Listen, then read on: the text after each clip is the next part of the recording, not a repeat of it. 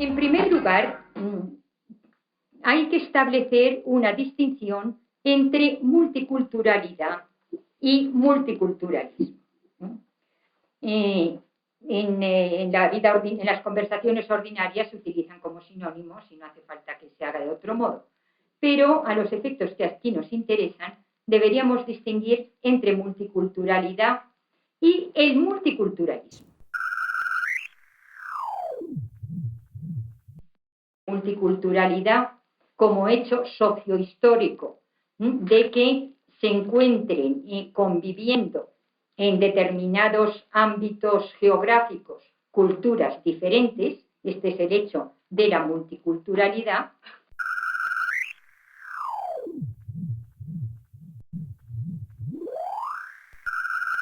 El multiculturalismo es una tesis teórico-filosófica acerca de cómo debe enfocarse teóricamente y gestionarse políticamente el hecho de la multiculturalidad.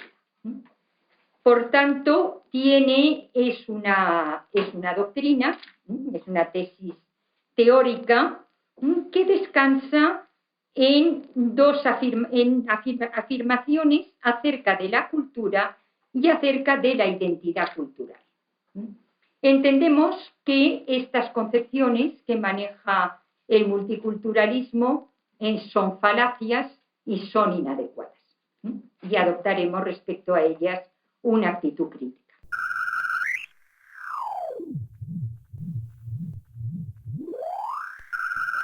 Hubo una convergencia de toda una serie de fenómenos, fundamentalmente en los últimos 25 años del siglo pasado. Estos fenómenos serían fundamentalmente los movimientos nacionalistas, los procesos de descolonización, el movimiento indigenista, las llamadas políticas de la identidad y del reconocimiento, que pusieron de manifiesto las limitaciones del paradigma distributivo, es decir, eran políticas que vendrían a afirmar algo así como no solo de pan vive el hombre, no se trata ya solo de que nos redistribuyan aquello que nos corresponde, sino que queremos reconocimiento de nuestras especificidades y nuestras peculiaridades como grupos. A esto se le ha llamado políticas de la identidad, y los fenómenos, los flujos migratorios.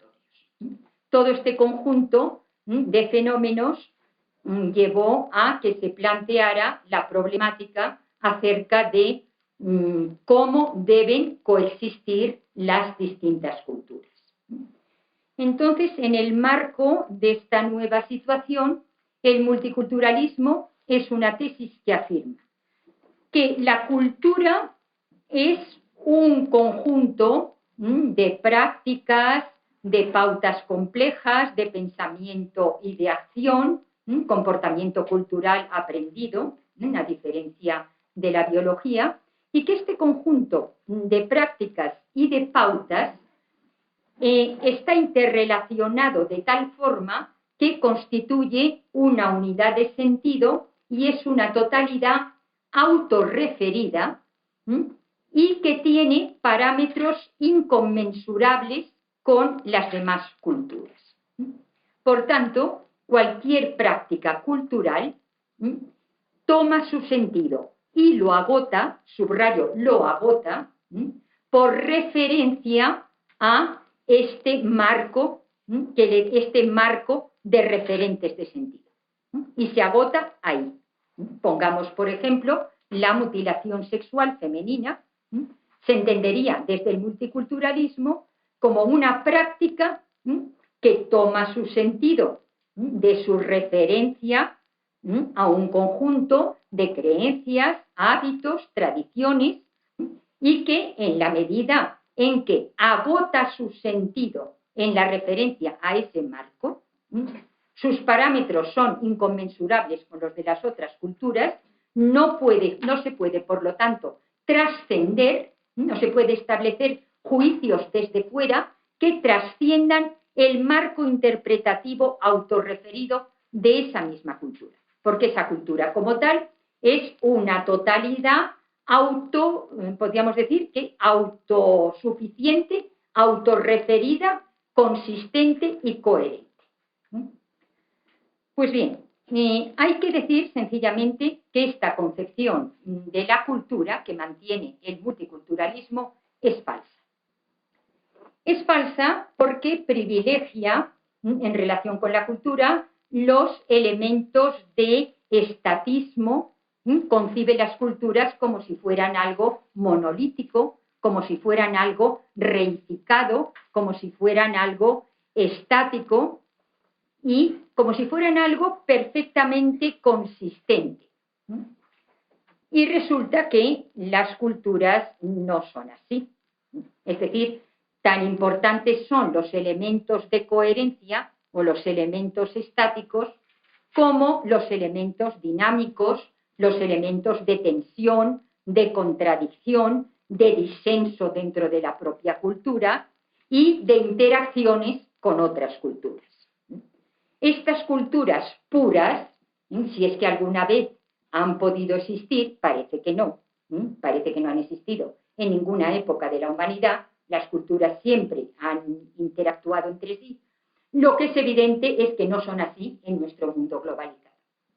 En nuestro mundo globalizado, las culturas están permanentemente en interacción, en contrastación, en confrontación y en interpelación las unas con respecto a las otras. Por otra parte, la antropología como disciplina académica, durante los mismos años, digamos, dio, por decirlo así, cobertura disciplinaria a esta concepción de la cultura, sobre todo en la corriente estructuralista. La corriente estructuralista toma como modelo para entender la cultura, toma como modelo la lengua. Y toma como modelo la lengua al modo en que la entendió Ferdinand de Saussure y el llamado estructuralismo lingüístico. La lengua es un sistema de interrelaciones entre elementos donde tout se tient. Cada elemento, como en un juego de ajedrez, toma su significado por referencia a todos los demás elementos y el corte sincrónico para entender la lengua es el que aporta la verdadera inteligibilidad y no el corte diacrónico, no la evolución. No la evolución, los fenómenos de evolución de la cultura. Se privilegia, por tanto, la dimensión sincrónica en el estudio de la lengua. Y, por tanto, el estructuralismo lingüístico influyó en Claude Lévi-Strauss, en lo que se llamará el estructuralismo antropológico, que entenderá la lengua, la cultura, como un sistema simbólico, tomando como su referente metodológico esa concepción de la lengua. Claro, la cultura no es un sistema ni un conjunto de sistemas simbólicos que ajusten perfectamente entre sí.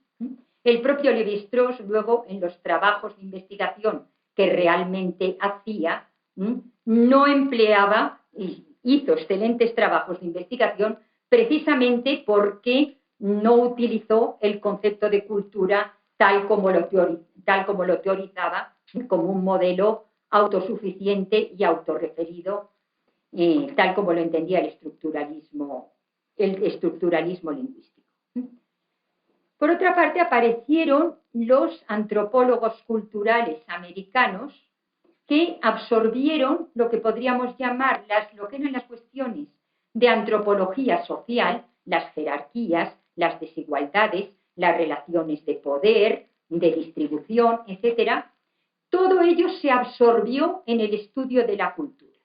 Si había jerarquías de poder, eso eran cuestiones culturales y, por tanto, no debían ser criticadas desde fuera, desde los parámetros de otra cultura. Pues bien, este concepto de cultura, como decimos, ya está el desarrollo mismo de la antropología, desde el punto de vista desde el punto de vista disciplinario lo ha superado, y cada vez vemos en mayor medida que las culturas no funcionan así.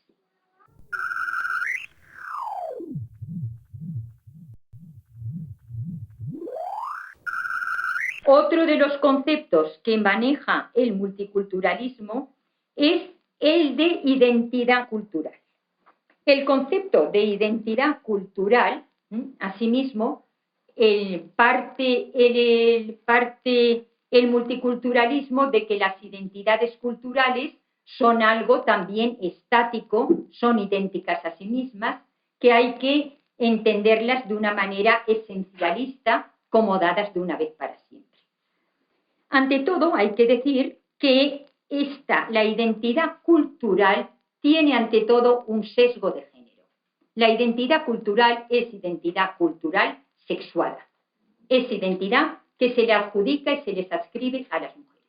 Son las mujeres, por decreto, quienes dentro de cada cultura se les encarga ser las guardianas de los signos de identidad cultural y las reproductoras de esas invariantes estructurales que tendría cada cultura.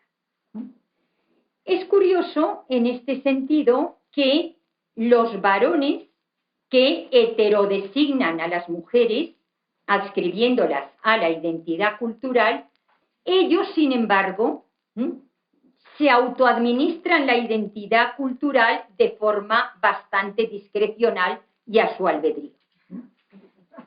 Yo recuerdo, leyendo un reportaje sobre la emigración pakistaní en Barcelona, cómo las mujeres pakistaníes no podían ir a la playa, o si iban, se tenían que meter en el agua con todos sus atuendos y su chador, mientras que los varones pakistaníes podían perfectamente ir solos o ir a ver en bikini a las occidentales, es decir, que se tomaban eso de la identidad cultural, se lo tomaban con bastante discrecionalidad en cuanto a ellos mismos se refería.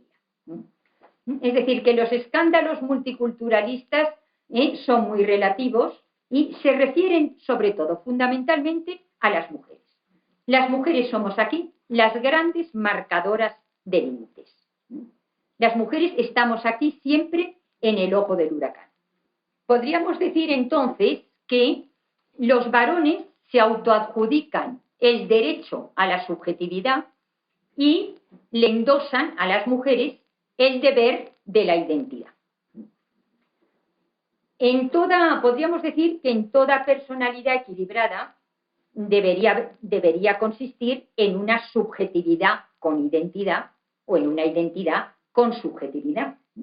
Podríamos decir que la subjetividad es el aspecto de la personalidad el más dinámico, el que trasciende los datos adscriptivos en relación con un proyecto, en relación con un ir más allá, ir siempre hacia un futuro, y ese futuro redefine, resignifica nuestros datos de partida.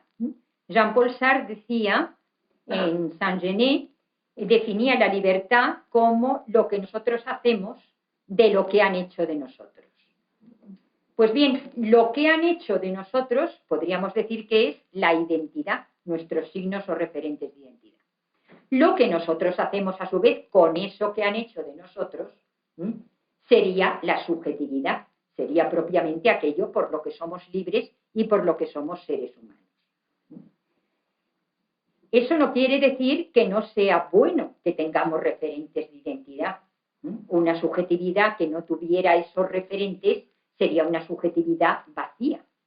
Tenemos que tratar al otro de tal manera que sepamos siempre de dónde viene, pero sin confundirlo con su origen. Tenemos que saber siempre cuáles son sus referentes de identidad, pero no agotarlo nunca en esos referentes. No hay que confundirlo con su origen. Podríamos decir que una subjetividad que no tuviera referentes de identidad, una subjetividad sin identidad, sería una subjetividad vacía. Pero una identidad que no tuviera subjetividad, Es decir, una identidad que no tuviera la posibilidad de trascender esos datos de lo que han hecho de nosotros, de nuestros referentes adscriptivos. Y entonces, bueno, pensarlos hacia proyectos y redefinirlos en función de un futuro o de lo querido. En ese caso tendríamos que se trataría de una identidad ciega, una identidad que no tendría mediaciones reflexivas de ningún tipo. Sería una identidad, pues no una identidad de un ser humano, sino la identidad de una piedra, que es lo que es de una vez para siempre. Entonces, podríamos decir que la subjetividad y la identidad repartida entre varones y mujeres viene a ser un nuevo aspecto como de la división del trabajo referido a la personalidad. La identidad para las mujeres, la subjetividad para los varones. Hay que redistribuir subjetividad e identidad para ambos. Las personalidades equilibradas deben tener ambas cosas, subjetividad e identidad. Si no tenemos raíces, nos secamos, eso es cierto. Pero si no vamos un poco más allá de nuestras raíces, jamás volamos, jamás progresamos como seres humanos. Por lo tanto, la concepción de la identidad cultural, estática, reificada, que maneja el multiculturalismo, sin poner de manifiesto que se trata de una identidad cultural sesgada, es algo con lo cual debemos ser críticos. Y no ocurre solo en el Islam, porque he puesto muchos ejemplos del Islam. Yo recuerdo, por ejemplo, en una ceremonia de Oscars, que creo que fue hace 2 años, estaban Penélope Cruz y Juliette Binoche, y aparecía Penélope Cruz disfrazada de pureza racial española. Y Juliette Binoche iba disfrazada de francesa uniformada de Coco Chanel. Es decir, que las mujeres, digamos, se nos sigue endosando ese deber de la identidad y se ve que lo seguimos asumiendo de forma un tanto crítica. Bueno, recuerdo una frase de Raimundo Paniker que dice: quien tiene miedo a perder su identidad es que ya la ha perdido.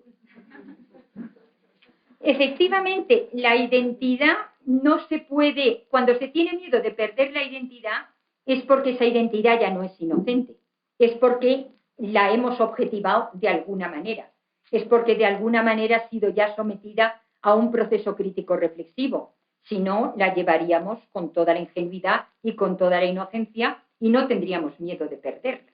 Por lo tanto, quiere decir, si tenemos miedo de perderla, esas identidades reactivas, quiere decir que ya son identidades, vamos a llamarlas así, resabiadas, que es una pura ficción de ingenuidad el creer que podemos tener esas identidades inocentes. Pues bien, vemos que el discurso multiculturalista, por otra parte, ha llevado a justificar situaciones tales como la del apartheid.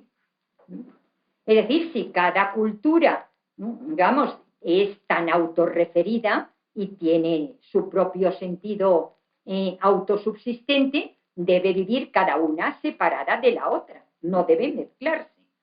Leí hace poco en el periódico, a propósito del movimiento de los Boers anti-apartheid, en que decía uno de ellos: Dios es la antítesis y el diablo la síntesis. Es decir, Dios es la antítesis, Dios sabe que no debe mezclarse lo diferente. La unidad de la especie humana no, digamos, pues propiamente es algo que queda como algo muy relativo. La realidad es que hay grupos humanos distintos con diferentes culturas y que no se deben mezclar.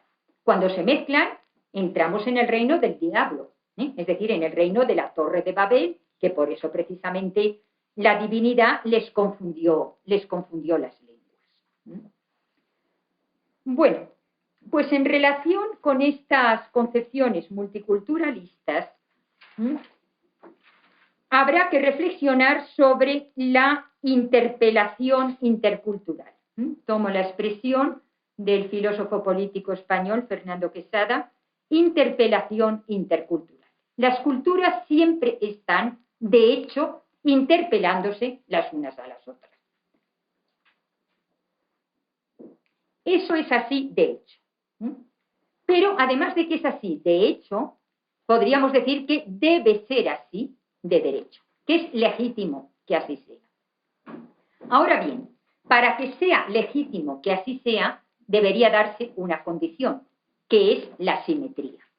Es decir, podemos interpelar, como se hace una interpelación parlamentaria, pedirle, por lo tanto, pedir que las personas inmersas en una determinada cultura nos den razón de sus prácticas y nos den razón en términos tales que sean de recibo para nosotros, que no nos digan simplemente no, es que eso tiene un determinado sentido en nuestra cultura. No, tiene que haber un mecanismo de traducción que trascienda los parámetros de esa cultura. No es verdad que sean inconmensurables, sino las culturas no se podrían interpelar y de hecho se interpelan. De hecho se interpelan. Ocurre ahora además, esta interpelación se produce además especialmente cuando entran en danza cuestiones en relación con las mujeres y el género. Recordarán ustedes la que se organizó en Nigeria con el certamen de Miss Mundo. Hubo una interpelación intercultural acerca de las mujeres. Los islamistas les decían a los occidentales, vosotros sois unos inmorales porque vuestras mujeres compiten en su objetificación sexual, sois unos libertinos. Y entonces, por otra parte, los occidentales les decían a los islamistas, vosotros, por el contrario, tratáis a vuestras mujeres como obscenas porque las veláis, las hacéis de ellas obscenas, es decir, al cubrirlas las ponéis fuera de la escena. Tanto unos como los otros están sexualizando a las mujeres, es decir, las están tratando como si tuvieran una sola dimensión, que es la sexual. Los unos las sexualizan para exhibirlas y los otros las sexualizan para taparlas. Pero son dos variantes distintas de sexualización de lo femenino. Entonces existe esta interpelación. En un libro reciente de Fátima Mernissi, el último de sus libros, El harén occidental, ella narra sus entrevistas con los periodistas occidentales, que cuando ella dice que ha nacido en el harén, se quedan, se establecen entre ellas unas risitas de complicidad, tienen unas representaciones del harén que efectivamente que a Fátima Mernissi le extrañan enormemente, les parece que el harén es poco menos que la orgía permanente o algo así, y resulta que el harén pues no es exactamente eso para quienes efectivamente han vivido en un harén. Y entonces viene a decir Fátima Mernissi, el harén occidental es la talla 38. Ella cuenta con mucha gracia cómo se fue a comprar una falda en unos grandes almacenes en Estados Unidos y que, bueno, pues sus caderas eran algo más anchas y entonces preguntó que le dieran, bueno, que le buscaran una talla para ella. Le dijeron, señora, aquí no hay más que la talla 38. Aquella se quedó a cuadros y a su vez, pues cuando le explicó a la empleada que en Marruecos pues simplemente una se compra la tela y no se sabe, una ni siquiera sabe qué talla gasta, porque la falda se la hace una modista, pues se produce ahí precisamente una interpelación intercultural. Lo que nosotros hacemos es lo normal y es tener tallas uniformadas. No, señor, es mucho más humano lo que hacemos nosotros, que hacemos faldas adecuadas para cada mujer, para cada caso. Entonces, tenemos, por lo tanto, la interpelación intercultural y, sobre todo, donde estamos las mujeres en el ojo del huracán, es algo que nos encontramos como el pan nuestro de cada día. Fátima Mernissi dice, los varones orientales segregan a las mujeres en el espacio. Dice, pero los occidentales lo hacen en el tiempo. Es decir, lo hacen mediante una frontera invisible que hace que verdaderamente que se acepte a las mujeres jóvenes, a las esbeltas, a las que siguen la talla normativa, es decir, hay un canon estético normativo verdaderamente terrorista, en función de adecuarse a ese canon. Las mujeres de nosotros ayunamos una vez al año en el Ramadán. Dice, pero si es que ellas ayunan todo el año. Y dicen que cómo podemos ayunar nosotros y es un año solo. Esta interpelación intercultural es enormemente instructiva, induce efectos de reflexividad, que efectivamente nuestras prácticas culturales, como nuestras prácticas individuales, no se nos vuelven reflexivas hasta que alguien nos las pone en cuestión por interpelación. Justamente la interpelación intercultural educe efectos de reflexividad. Y las culturas de esa manera se vuelven más reflexivas. Las culturas de esa manera, lejos de esa presunta inocencia que les atribuye el multiculturalismo, toman conciencia de ellas mismas. Y esas culturas reflexivas, digamos, entran en una dinámica diferente y en una dinámica que debería dar lugar a lo que el teórico social Cambartel llama una cultura de razones. Habría que generar una práctica cultural de habituarnos a dar razón de nuestras prácticas culturales y a darlas en términos que podamos comunicarlas a otras culturas. Hay aspectos de nuestras prácticas que se entienden a lo mejor por relación a esa cultura, pero en otros aspectos no. En otros aspectos las trascienden y se puede establecer comunicación intercultural. De hecho, se produce. Y la interpelación intercultural es legítima de derecho, pero lo es con una condición, que sea simétrica. Cuando es simétrica, entonces ya no solo se da de hecho, sino que se debe dar de derecho. Los occidentales lo que no podemos pretender es interpelar a las otras culturas y no estar a donde las dan, las toman, y no recibir a su vez esas críticas. Cuando muchas veces dicen, no, es que no debéis criticar el velo de las musulmanas, porque es que eso es una cosa que se entiende dentro de esa cultura. Y no se puede ver con ojos occidentales, porque solo se puede ver desde dentro. Desde fuera no se entiende. No se entiende, o sea, al parecer tiene un significado inextrincable y misterioso el llevar el velo. Bueno, pues no es así, porque ha habido prácticas en otros contextos de velar a las mujeres y tiene un significado pues bastante parecido. Tiene un significado bastante parecido que consiste en significar la adscripción estructural de las mujeres al espacio privado.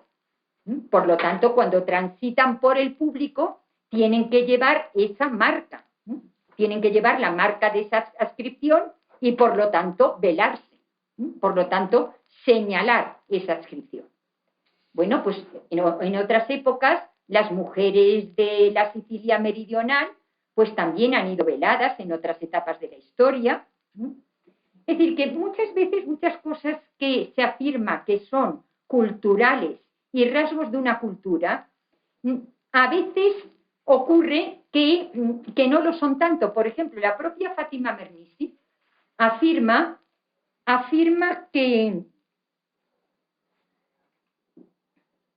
que los varones, los orientales, tienen muchísimo miedo a las mujeres y que, por el contrario, los varones occidentales nos tienen a las mujeres ya tan domesticadas y tan pasivas a través de las tallas 38 que ya no temen a las mujeres. En cambio, ellos sí las temen. Y que en una serie de miniaturas, la fantasía recurrente son mujeres que huyen corriendo en camello y les tienen pánico a las mujeres. Yo creo que no es que les tengan pánico a las mujeres. Yo no creo que es que los varones opriman a las mujeres porque las temen. Creo que es al revés. Las temen porque las oprimen. En la Edad Media, los varones tenían pánico. Como cuenta el historiador Duby, uno de los pánicos típicos de los varones era ser objeto de envenenamiento por parte de las mujeres. Claro, si las sometían poco menos que a un régimen de cinturones de castidad, pues claro, se generaba allí toda una literatura del veneno tremenda. Posiblemente, si no recluyeran a las mujeres de este modo, pues a lo mejor esta fantasía de verlas huir a galope en camello, todo lo que pueda galopar un camello, pues esta fantasía desaparecería o se mitigaría. Es decir, que muchas veces no aparecen cosas que se pretende que aparecen como irreductibilidades culturales, no lo son tanto. Si se hacen comparaciones históricas y se ponen las cosas en una perspectiva dinámica, se resitúan de un modo diferente. Pues bien, la interpelación intercultural se complica con una cuestión de heterodesignaciones. Dice Simone de Beauvoir, es una heterodesignación. Se construye lo femenino mediante un discurso mediante el cual los varones nos adjudican identidades. Nos adjudican lo que dice la filósofa francesa Michel Ledeuf, sobrecarga de identidad. Tenemos sobrecarga de identidad por heterodesignación y por eso mismo ellos tienen infracarga. Por eso mismo ellos tienen infracarga de identidad. Ahora bien, cuando entre distintos grupos de varones hay tensiones por el relevo del poder, entonces aparecen heterodesignaciones distintas. Es decir, los varones dicen a veces, mujer es lo que tienen ellos. Y otras veces, en cambio, dicen, mujer es lo que tenemos nosotros. Los varones dicen, mujer es lo que tenemos nosotros o lo que proponemos nosotros cuando hay un grupo de varones emergente que está disputando el poder al grupo de varones que está en una situación hegemónica. Esto ocurrió, por ejemplo, ocurrió claramente en Europa, en las primeras fases de la lucha contra el antiguo régimen, en lo que Nancy Armstrong, en un libro suyo muy interesante titulado Deseo y ficción doméstica, vendría a llamar la música cultural. Yo lo traduzco esto a prácticas de mi tierra, soy valenciana. La banda de la música cultural siempre precede a la traca política. Quiero decir con esto lo siguiente, que hay una primera fase en que el grupo que aspira al relevo de poder critica al grupo hegemónico en clave culturalista. Criticará, por lo tanto, sus prácticas, criticará sobre todo aquello que se refiere a sus prácticas matrimoniales, a lo que concierne a sus mujeres. En el caso de la incipiente burguesía contra el antiguo régimen, aparece toda una literatura en novelas, en libros de conducta, críticas a los matrimonios concertados por relaciones de linaje, propaganda del matrimonio por amor. Por ejemplo, la novela de Richardson, Pamela o la virtud recompensada, es una novela que está cargada de dinamita contra las prácticas del antiguo régimen, pero sin embargo, como aparece como una novela de amor, en la que el aristócrata por fin se enamora de la doncella, esa crítica parece como desactivada y como inocua. Y sin embargo, esta tiene efectivamente una carga de crítica política. Pero esa crítica política se pondrá de manifiesto más tarde. Pero cuando se quiere saber que un grupo de varones está buscando el relevo de poder, se sabrá si está proponiendo un tipo de mujer diferente y criticando la existente. Se hace, por lo tanto, la crítica de la mujer aristócrata que circula, que se muestra, que da a los hijos a los hijos los endosa a nodrizas y a tetas mercenarias, en lugar de darles ellas mismas el amamantamiento. Todas estas críticas al antiguo régimen son recurrentes, pero a través de la propuesta de una feminidad normativa, alternativa y polémica en relación a la feminidad hegemónica. Si la feminidad hegemónica es esa aristócrata denostada del antiguo régimen, la alternativa de mujer que se propone es la mujer doméstica, es la mujer, es por otra parte la esposa idónea. Entonces es curioso que en el caso del Islam se vuelva a repetir la misma historia. Es decir, cuando aparecen una serie de discursos reformadores a finales del siglo XIX, estos discursos reformadores, por ejemplo, en Egipto, de Qasim Amin, al que se le ha llamado el Stuart Mill egipcio, porque leyó a Stuart Mill y estuvo enormemente influido por él, pues tenemos que Qasim Amin hace toda una crítica de los matrimonios concertados, que hacen enormemente infelices tanto a los egipcios como a las egipcias. Las prácticas de crianza de los hijos, que son totalmente inadecuadas, que no siguen adecuados estándares de higiene, porque las mujeres no se les da la adecuada educación. Hace falta, por tanto, mujeres que sean, por una parte, verdaderamente compañeras de sus maridos. El argumento de la compañera es muy característico de Stuart Mill.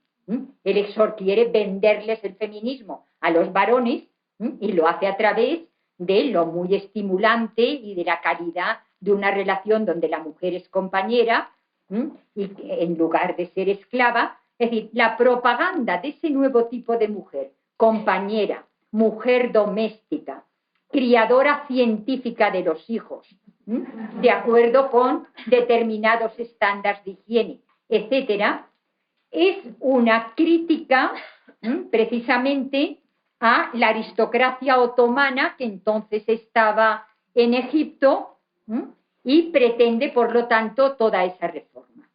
En Turquía se produce también, cuando llegan las reformas modernizadoras, que comienzan con los jóvenes otomanos y luego llevan a Kemal Atatürk, nunca empiezan, dando la batalla política de frente, sino a través de discursos reformadores que siempre vienen con los mismos acordes y con la misma música. No se podrá reformar nuestra sociedad si no cambiamos la educación de las mujeres. Y en los proyectos nacionalistas de los países del Próximo Oriente, de los países árabes e islámicos, aparece un fenómeno curioso. Estos proyectos nacionalistas, en la medida en que quieren fortalecer al Estado, propician la familia nuclear frente a lo que eran las familias extensas y las grandes redes homosociales. Es decir, las familias en estos países, las familias tradicionales, en Egipto, por ejemplo, eran familias extensas en las cuales los referentes importantes, tanto para las mujeres como los varones, eran los miembros de su propio clan o de su propia familia, de sus propios parientes. Los matrimonios eran concertados y, la familia no gravitaba sobre la relación de pareja, sino que gravitaba sobre redes homosociales paralelas. Los referentes de socialización para las mujeres eran las otras mujeres, que llevaban a cabo toda una serie de actividades en común, y para los varones lo eran los otros varones. Aparecían de ese modo en estas familias extensas, poderes de linaje y de clan y de tribus muy fuertes. Claro, los proyectos estatales quieren precisamente debilitar estas redes familiares extensas y homosociales y propiciar la familia nuclear. Propiciar la familia nuclear y de ahí esos discursos de modernización. Entonces aparece, por otra parte, aparece el ideal, lo que sería el pendant en el Islam de lo que fue en Europa la esposa idónea. La esposa idónea en Europa fue una creación de la Reforma Protestante. Fue la Reforma Protestante la que dignificó el matrimonio, luego lo recuperó el catolicismo de la Contrarreforma, pero la idea fue a través de la idea del sacerdocio universal de los verdaderos creyentes, por lo cual cada marido se autoinstituyó en intérprete de la Biblia y su mujer era la esposa devota asociada.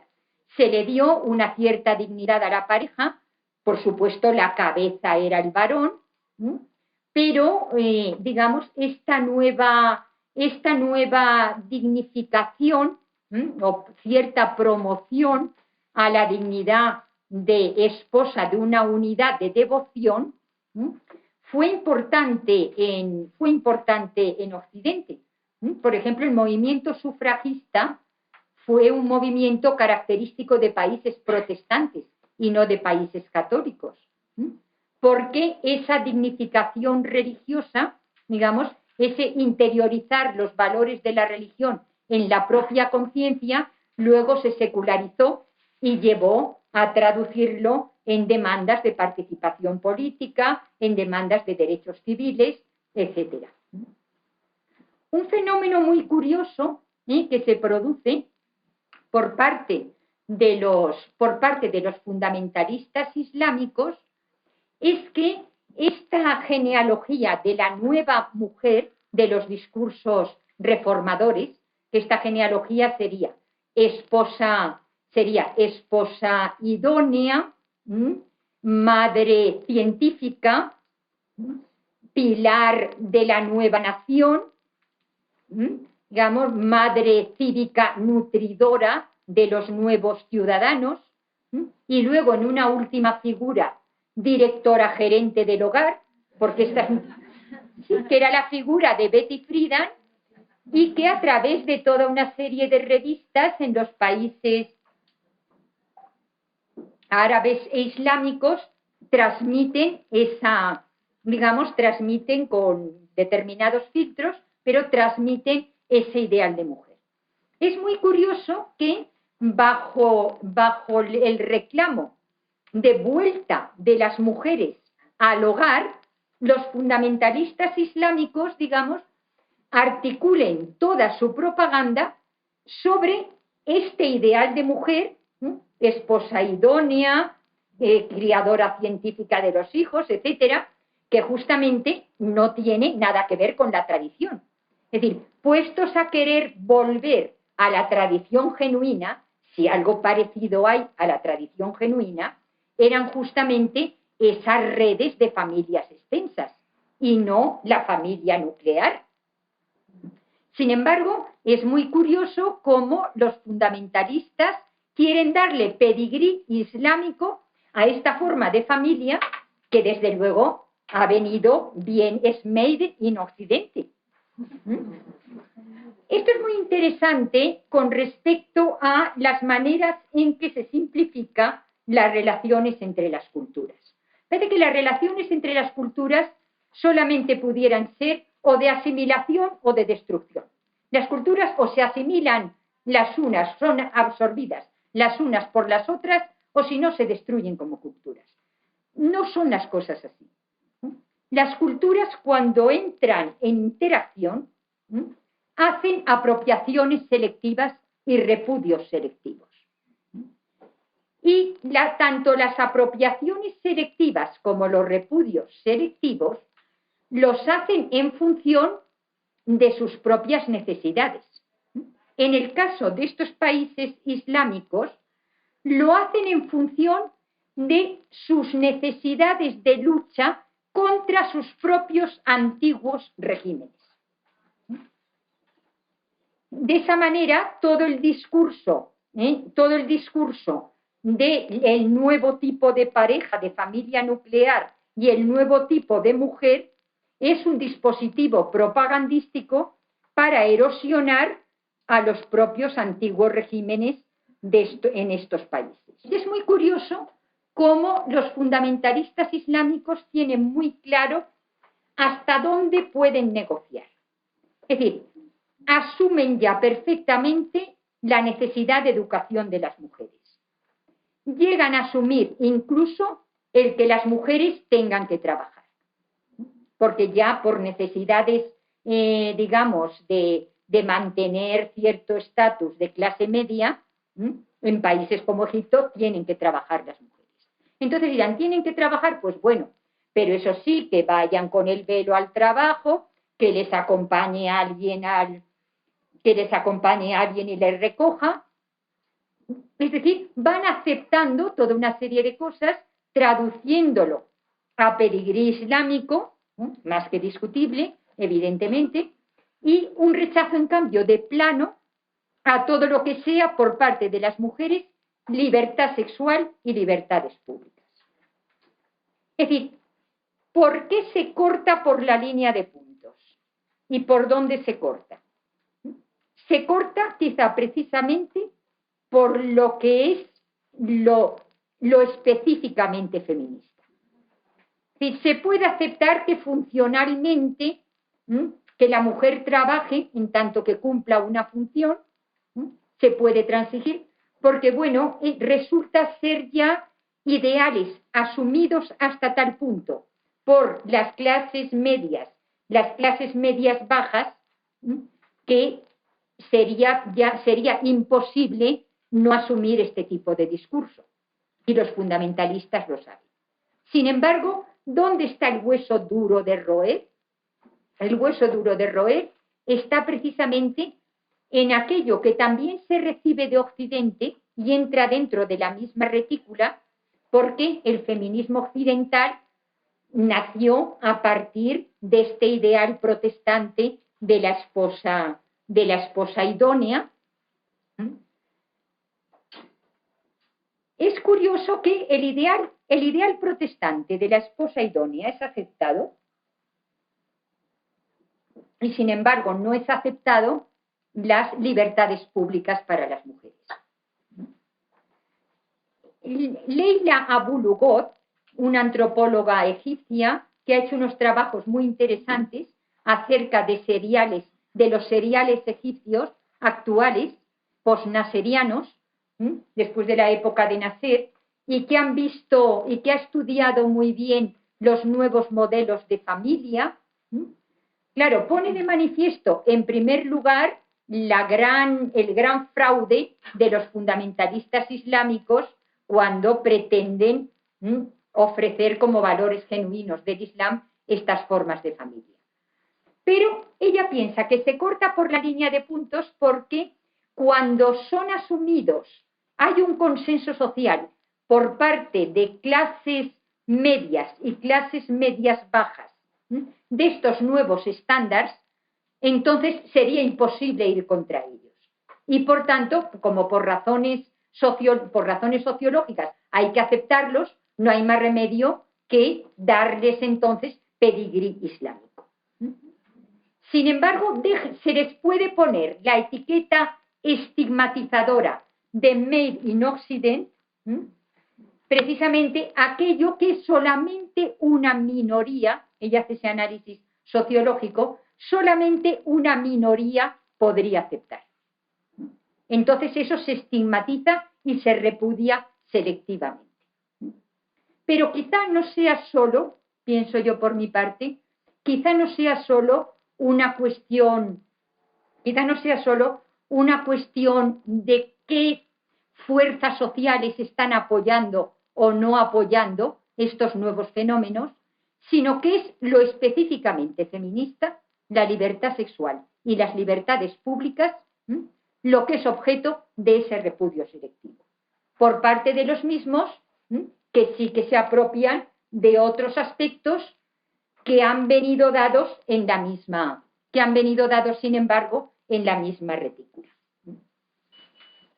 Quería recordar algo a propósito de los proyectos nacionalistas, como las mujeres, en la medida en que somos el objeto transaccional de los pactos entre los varones, como ya lo puso de manifiesto Lévi-Strauss, cuando hay equívocos o malentendidos en esos pactos, somos nosotras quienes pagamos el pato de los pactos. ¿Qué ocurrió, por ejemplo, en fenómenos como en Argelia? En Argelia, de acuerdo con Sophie Bessis, que es una de las teóricas de los países del Magreb más agudas, ella ha puesto de manifiesto cómo los movimientos nacionalistas tienen una ambigüedad constitutiva, tienen un discurso que es constitutivamente ambiguo. ¿Por qué? Porque tienen que generar consensos para un amplio espectro de grupos y de capas sociales. Tuvieron que vender, por una parte, democracia, igualdad, modernización, etcétera, a toda una serie de grupos, y tanto de las simpatizantes de las metrópolis con el movimiento de descolonización, como grupos emergentes de estos mismos países que estaban por esa modernización. Pero a la vez tenían que hacer promesas, tenían que hablar en un lenguaje en que les entendieran también toda una serie de capas tradicionales. Entonces, ese discurso, ese doble discurso, cuando llegó la hora de la verdad, cuando llegaron al poder, que ocurre algo así como si hubieran sido prestadas al partido por parte de los jefes de los clanes patriarcales. A la hora de la verdad, cuando se llega al poder, las reclamaciones, cuando pidieron su parte esos clanes que mantenían ese poder patriarcal, reclamaron a las mujeres para que volvieran a su lugar natural. Y las mujeres que lucharon como nadie en esos, sobre todo en la guerra, en el FLN de Argelia, que llevaban armas bajo los chadores y que fueron extraordinariamente valientes, creyendo que mediante esa lucha iban a lograr su emancipación como mujeres, tuvieron que entrar en la lógica de las prioridades patriarcales, como siempre. Lo primero es que logremos la independencia, y entonces se os dará, y ese entonces se os dará nunca llega, porque cuando llega la independencia, precisamente es como si los padres de familia las hubieran prestado al partido, que hubiera hecho como de sustituto y hubiera velado por su castidad, y luego las hubiera devuelto a esas mismas fuerzas que recomendaron su parte. Es decir, el objeto transaccional de los pactos entre los varones están precisamente en el punto crítico. Cuando vienen los recortes, es aquello por lo que primero se recorta. Y por lo tanto, las argelinas no consiguieron, ni siquiera no consiguieron reformar el código de familia.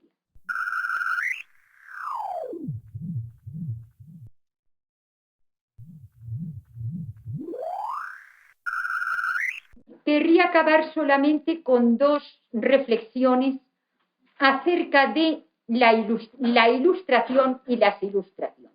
El feminismo es un producto de ilustración. Y la primera ilustración, parece ser, y la más potente, fue la ilustración europea. Pero Europa y Occidente no tienen el monopolio de la ilustración. Si entendemos ilustración en un sentido amplio, como procesos críticos reflexivos que se producen en las culturas, ha habido contextos de ilustración y procesos de ilustración en otras culturas. Entonces podríamos decir que ni es verdad que la ilustración europea haya sido una ilustración autóctona, porque la ilustración europea le debe mucho a contrastaciones culturales, desde los descubrimientos geográficos del Renacimiento. hasta las cartas persas de Montesquieu, las ideas del buen salvaje de Rousseau. Es decir, los occidentales hicimos la crítica de nuestras instituciones tomando muchas veces como referentes conocimientos que habíamos logrado a través de esos procesos de contacto con otras civilizaciones y con otras culturas. Es decir, que en alguna medida también la Ilustración europea fue inducida y no solo autóctona. Y a su vez, lo que podríamos llamar las otras ilustraciones tampoco fueron solamente inducidas. Es decir, lo endógeno y lo exógeno se mezclan hasta tal punto que nunca se pueden distinguir con total nitidez. Es decir, esos procesos de ilustración hubo, por tanto, esa mezcla.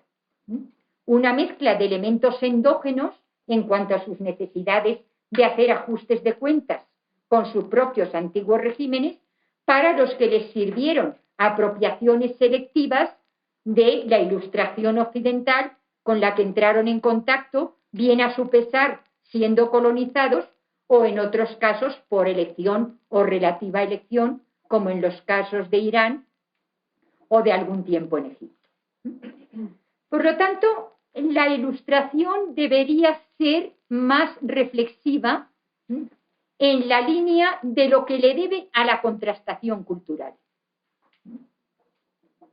Y si algún diálogo intercultural en este momento terrible, si por algún lado se podría quizá tender algún puente, sería precisamente de ilustración a ilustración, de proceso crítico reflexivo a proceso crítico reflexivo, de hacer cada vez más viva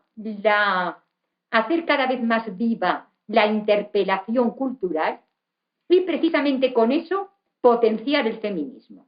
Es decir, en lugar de decir respetar y no critiquéis el velo, no, critiquemos el velo, para que ellas critiquen los zapatos de tacón de aguja.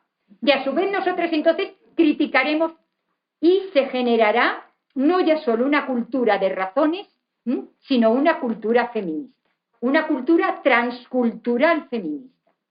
Transcultural feminista, digamos, inspirada por una ilustración no chauvinista y no etnocéntrica.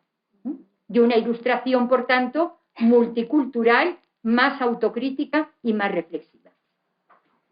Bueno, pues era esto lo que os quería decir. Perdón, mil perdones porque me temo que me he pasado de abuso de su paciencia y muchísimas gracias.